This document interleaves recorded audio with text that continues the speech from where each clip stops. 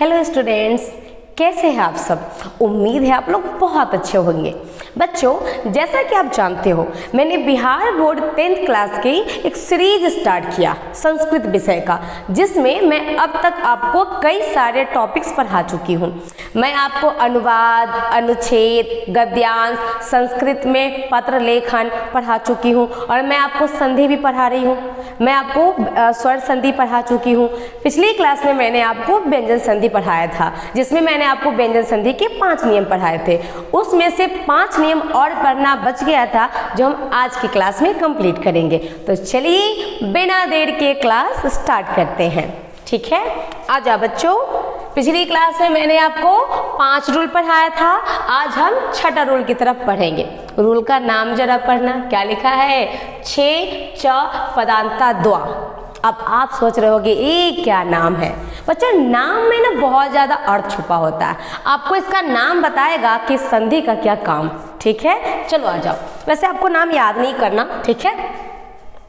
पहले हम लोग कंडीशन पढ़ेंगे। पिछली क्लास में मैं आपको बता चुकी हूँ कि संधि करने के लिए आपको क्या पता होना चाहिए? कंडीशन पता होना चाहिए कि पूर्व पद में क्या होगा और उत्तर पद में क्या होगा। अगर आपको कंडीशन पता है तो आप आराम से संधि कर जाओगे। कोई परिभाषा, डिफिनेशन रटने की कोई जरूरत नहीं। ठीक है, आ जाओ। तो बताओ, पूर्व पद में क्या लिखा है कि पूर्व पद में कोई भी ह्रस्व स्वर हो। ह्रस्व स्वर में कौन कौन आता है? अ, ह्रस्व ई, ह्रस्व उ, ह्रस्व ई। थोड़ा सा मैं इसमें करेक्शन कर देती हूँ बच्चों। पूर्व पद में ह्रस्व स्वर की मात्रा हो, स्वर नहीं, स्वर की क्या हो? मात्रा। तो आपको पता है अ स्वर की कोई मात्रा नहीं, ये क्या हो जाता है? छुप जाता। रस्व ई की मात्रा, रस्व उ की मात्रा, री की मात्रा। रस्व स्वर की मात्रा हो, चाहे कोई भी व्यंजन वर्ण हो, रस्व स्वर की मात्रा हो। ठीक है। और उत्तर पद में क्या होना चाहिए? छ होना चाहिए। तब क्या होगा? तब बच्चों इनके बीच में एक नया मेहमान आ जाता है और उसका नाम है च। यानी पूर्व पद में अगर ह्रस्व स्वर की मात्रा हो और उत्तर पद में छ आए, तब एक नए शब्द का अक्षर का आगमन हो जाता है, जिसको हम क्या कहते हैं? च कहते हैं। ठीक है, अब नाम समझ में आया? छे च पदांता द्वा। यानी अगर पदांत का मतलब उत्तर पद में, ठीक है, अंत वाले पद में, तो अगर छे होगा तो क्या आ जाएगा? च आ जाएगा। ठीक है, चलो संधि करके देखते हैं। आपको दिख रहा होगा यहाँ पे रस्व ई की मात्रा है, ठीक है, यहाँ पे भी रस्व ई की मात्रा है, यहाँ पे कोई स्वर नहीं है, यानी कि क्या है?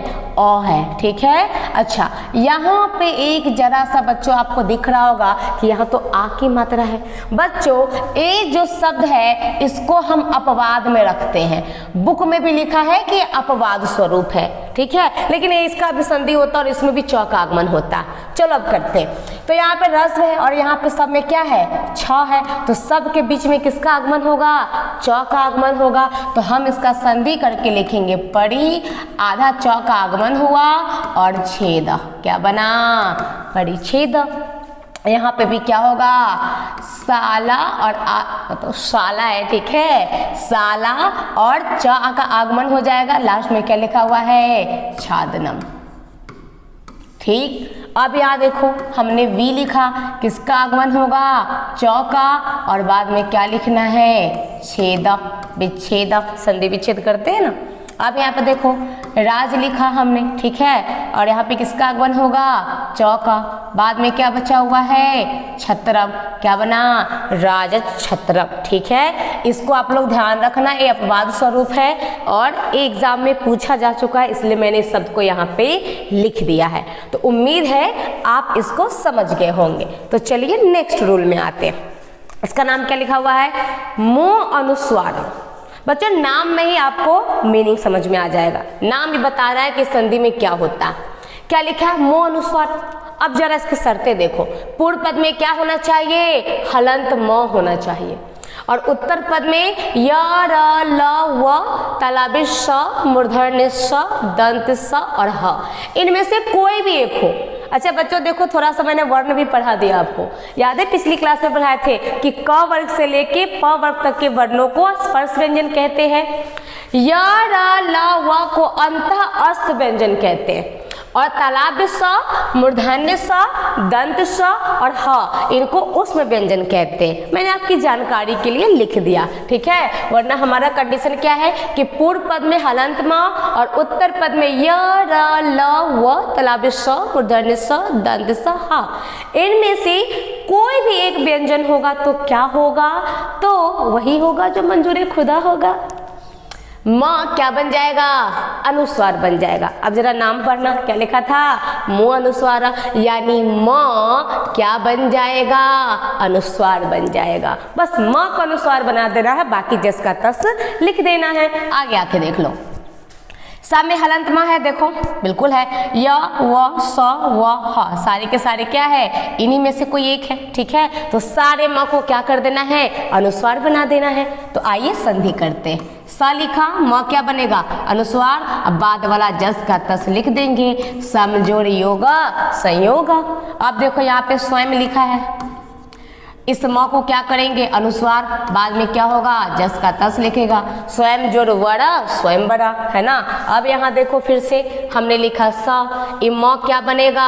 अनुस्वार, लास्ट में क्या है? सारा, तो हमने क्या लिखा? सम जोड़ सारा संसार। अब जरा यहाँ देखना, हमने लिखा स, अनुस्वार क्या बनेगा? म क्या बना? अनुस्वार, लास्ट में क्या है? वादा, सम जोड़ वादा संवादा। आगे देखिए, हमने लिखा स, म क्या बनेगा? अनुस्वार, लास्ट में क्या है? हारा, सम जोड़ हारा संहारा, ठीक है। तो मेरे ख्याल से आप इसको बहुत अच्छे से समझ गए होंगे, है ना। बहुत आसान, बिल्कुल। चलो अब हम अगला रूल पढ़ेंगे। अगला है रूल नंबर 8। इसका जरा नाम पढ़ना आप लोग, पक्का आप लोग इसको पढ़ोगे, सटो सटूना सटो। लेकिन बच्चों, जब किसी शब्द के अंत में, खास करके संस्कृत में शुरुआत में इस तरह के आधा व्यंजन दिखे ना, तो हम लोग उसका उच्चारण अक्सर अ कर देते हैं, अटो अटूना अटो, ठीक है। लेकिन आप इसको ऐसे पढ़ सकते हो, नाम से कोई मतलब नहीं। लेकिन ये आपको क्या करता है? ये आपको जानकारी देता है संधि के बारे में। देखो जरा यहाँ कंडीशन देखो क्या लिखा है। पूर्व पद में क्या होना चाहिए? मूर्धन्य स, आधा दिखा पूर्व पद में। उत्तर पद में क्या होना चाहिए? तो देखो, अगर पूर्व पद में मूर्धन्य स आ रहा, क्या आ रहा है? मूर्धन्य स। और उत्तर पद में अगर त आएगा तो ट बन जाएगा और थ आएगा तो ठ बन जाएगा। बस यही तो बताना चाह रहा था यहाँ पे। अब समझ आया नाम में क्या रखा है? चलो संधि करें।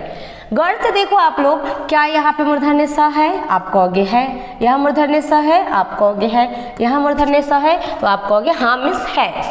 अब उत्तर पद में देखिए, या तो त है या तो थ है, तो बस त बनेगा ट और थ बनेगा ठ। चलिए संधि करते हैं।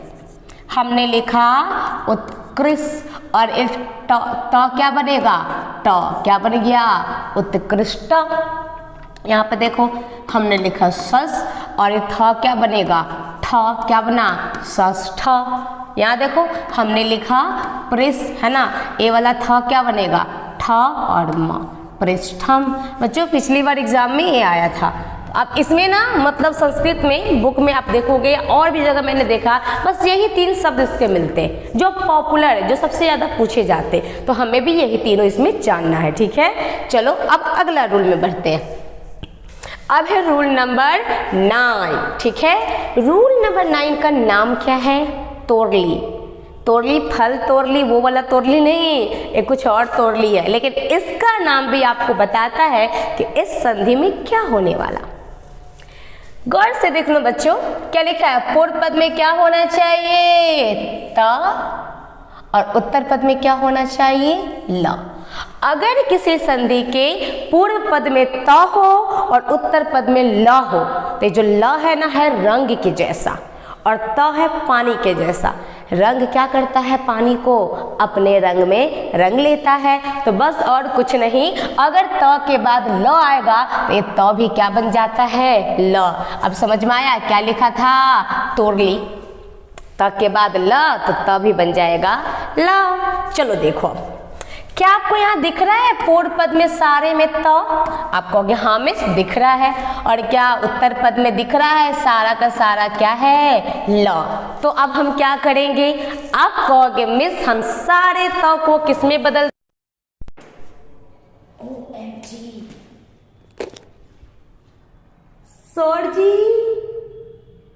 सर जी फोन गिर गया।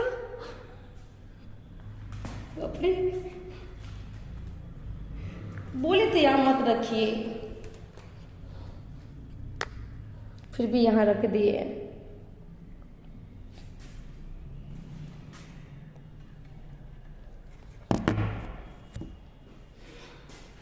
पैर में फंस गया।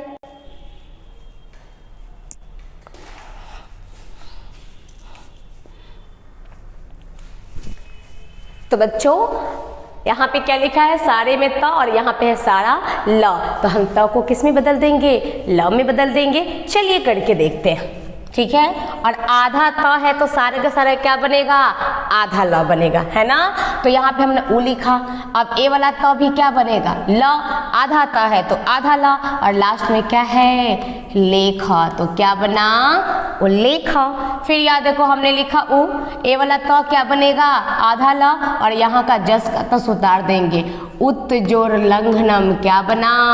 उल्लंघनम। अब याद देखो हमने लिखा त, ए वाला त क्या बनेगा? आधा ल। और लास्ट में है लीना, क्या बन गया?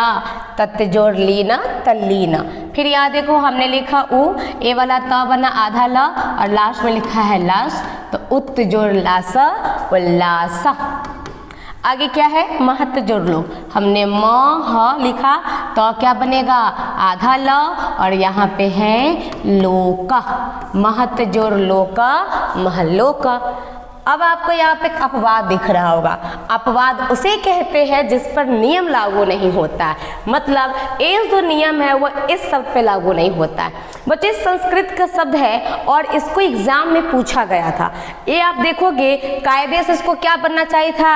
अब यहाँ देखो तो के जगह पे न आ गया, एक तो त होना चाहिए था और त ल बनता, लेकिन ये न यहाँ पे अनुस्वार बन गया, चंद्र बिंदु बन गया। उसके अलावे भी एक और ल बन जाता है। तो आप बस उसको याद रख लेना कि महान जोड़ लाभा क्या बनता है? महान लाभ। इसको बस याद रख लो, एक बार एग्जाम में आ चुका है तो आपकी जानकारी के लिए मैंने आपको बता दिया। चलो अब चलते हैं अपने अगले और आखिरी नियम पे। व्यंजन संधि का आखिरी नियम है रूल नंबर 10। इसमें क्या है कि बच्चों पूर्व पद में त वर्ग होना चाहिए। पिछली क्लास में बताया था ना वर्गों के बारे में, तो त वर्ग का मतलब क्या होना चाहिए? त, थ, द, ध, न। और उत्तर पद में क्या हो? च वर्ग। च वर्ग का मतलब च, छ, ज, झ, या। तो अगर पूर्व पद में त वर्ग यानी त वर्ग का कोई भी वर्ण हो और उत्तर पद में च वर्ग यानी च वर्ग का कोई भी वर्ण हो, तब क्या होगा? तब बच्चों ये जो त वर्ग होता है ना, ये भी च वर्ग में बदल जाता है। होता ये है कि पूर्व पद में त वर्ग का कोई भी वर्ण हो, प्रथम हो, द्वितीय हो, तृतीय हो, चतुर्थ हो, पंचम हो, कोई फर्क नहीं पड़ता। उत्तर पद में च वर्ग का जो वर्ण होगा ये भी च वर्ग का उसी नंबर का वर्ण बनेगा। जैसे मान लो अगर यहाँ पे त है और यहाँ पे ज है तो ये त च नहीं बनेगा, ये ज ही बनेगा। यहाँ पे जो वर्ण होगा ना ये उसी वर्ण में बदल जाएगा, बस आधा होगा। देखो यहाँ पे हमने लिखा उ। अब देखो सब में त है यानी त वर्ग है और यहाँ पे च है, ज है, मतलब च वर्ग है, तो ये सारे के सारे च वर्ग में बदलेंगे। लेकिन यहाँ पे जो अक्षर होगा उसी का सेम टू सेम बनेंगे। तो हमने लिखा उ, यहाँ पे च है तो ये भी क्या बनेगा? च आधा बनेगा। और लास्ट में पूरा का पूरा उतार देंगे। चारणम क्या बना? उत जोड़ चारणम उच्चारणम। आगे देखो हमने लिखा स, यहाँ पे च है तो ये वाला त भी क्या बनेगा? च। और ये सीधे उतार देना है। चरित्र, सत्य जोड़ चरित्र सच्चरित्र। अब आगे देखो हमने लिखा स र। अब ए वाला त क्या होना है? च है यहाँ पे तो भी क्या बनेगा? च आधा बनेगा। और फिर लास्ट में है चंद्र, तो शरत जोड़ चंद्र शरत चंद्र। अब देखो उत जोड़ ज्वाला हमने लिखा उ। अब यहाँ पे ज है तो भी क्या बनेगा? ज आधा बनेगा। और फिर यहाँ पे ज्वल उतार देंगे। उत्जोड़ ज्वाला उज्ज्वल। अब देखो हमने लिखा वी प और यहाँ पे त है और यहाँ ज है, तो ये भी ज बनेगा और आधा बनेगा। और यहाँ पे क्या है, जालम, विपत जोड़ जालम विपत जालम। तो बच्चों इस तरह हमने व्यंजन संधि को कंप्लीट कर लिया है। अब अगली क्लास में मैं आपको पढ़ाऊंगी विसर्ग संधि के बारे में। तब तक के लिए देखते रहिए हमारे क्लासेस। Bye bye.